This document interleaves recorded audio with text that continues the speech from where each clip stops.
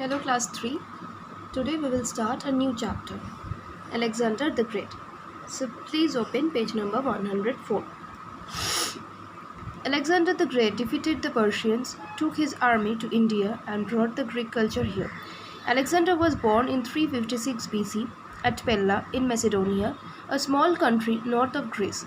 His father was King Philip II and mother was Queen Olympia. तो Alexander उन्होंने Persians को मतलब पूरा पर्शियन आर्मी को डिफीट करके हरा के वो अपनी आर्मी लेके इंडिया आए थे और उन्हीं के साथ साथ इंडिया में ग्रीक का कल्चर भी आया था। अलेक्जेंडर 356 बैकवर्ड सेंचुरी में उसका बर्थ हुआ था and he was born at Pella in Macedonia. Macedonia का पेल्ला बोल के एक छोटा सा किंगडम था, कंट्री था, वहीं पे उनका बर्थ हुआ था। His father was king Philip II and mother was queen Olympia. King Philip II was killed in 336 BC and his son Alexander became the king at the age of 20. He was taught by the famous Greek philosopher Aristotle. He was brave, a fine soldier and an able commander. He wanted to rule the world. He built a formidable army. After leaving Antipater in charge of Greece, he set off to conquer the world. Alexander captured Egypt first, then he defeated Darius and captured Persia. He crossed the Hindu Kush in May 327 BC. He spent several months in the area fighting the fierce tribes. In February 325 BC, he crossed the Indus River through a bridge made of boats and reached Taxila, which is near present-day Rawalpindi in Pakistan. Taxila was a great flourishing city. Ambhi, the ruler of Taxila, welcomed Alexander, gave him many gifts. He also gifted him 5,000 men and a lot of money. तो बोल रहे हैं कि 336 BC में king Philip II का death हो जाता है एंड उसके बाद अलेक्जेंडर सिर्फ 20 साल की उम्र में वो राजा बन जाता है। एरिस्टोटल का टीचर था the great Greek philosopher Aristotle. तो अलेक्जेंडर एक बहुत ही ब्रेव आदमी था, फाइन सोल्जर था एंड एन एबल कमांडर था। मतलब राजा होने का हर एक खूबियाँ, हर एक गुण उसमें था।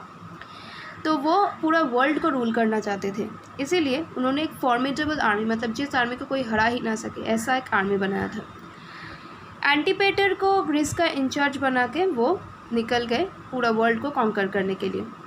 पहले अलेक्जेंडर ने इजिप्ट को कॉन्कर किया, फिर उन्होंने डेरियस को कैप्चर किया, उसके बाद डेरियस को हरा के पर्शिया कैप्चर किया। फिर उसने हिंदू कुश माउंटेन को क्रॉस करके May 327 BC में वो इधर मतलब हिंदू कुश के इस पार आते हैं।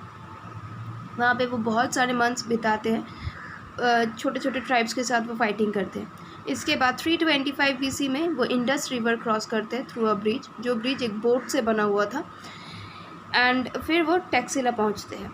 उस टाइम पे टैक्सिला का जो राजा था उनका नाम था अम्भी। तो टैक्सिला उस टाइम पे एक बहुत ही फ्लरिशिंग, मतलब दिन ब दिन उसका नाम बढ़ता जा रहा है, ऐसा एक सिटी था। तो टैक्सिला का जो रूलर था अम्भी ने अलेक्जेंडर को वेलकम किया, बहुत सारे गिफ्ट्स दिए, इसके साथ साथ उनको 5,000 आदमी भी दिए और उसके साथ उनको पैसा भी दिया।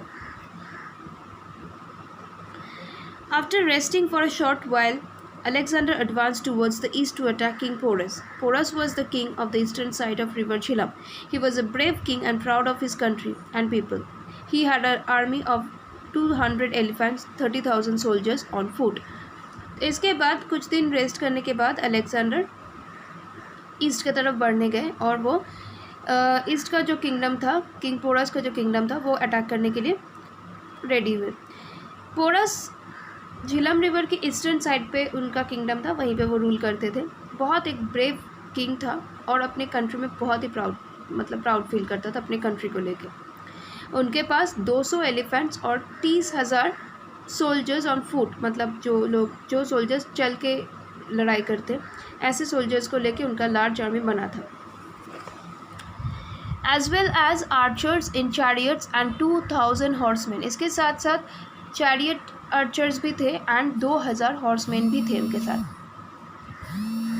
The Greek soldiers cross the Jhelum at night when it was raining. There attack was great shock. तो इसके बाद अलेक्जेंडर क्या हुआ, अलेक्जेंडर झेलम रिवर नाइट में क्रॉस करते हैं और ये कहीं ना कहीं एक बहुत बड़ा शॉक था, ये अटैक उन लोगों के लिए एक बहुत बड़ा शॉक था। So class 3, please go through this text along with this explanation. Thank you.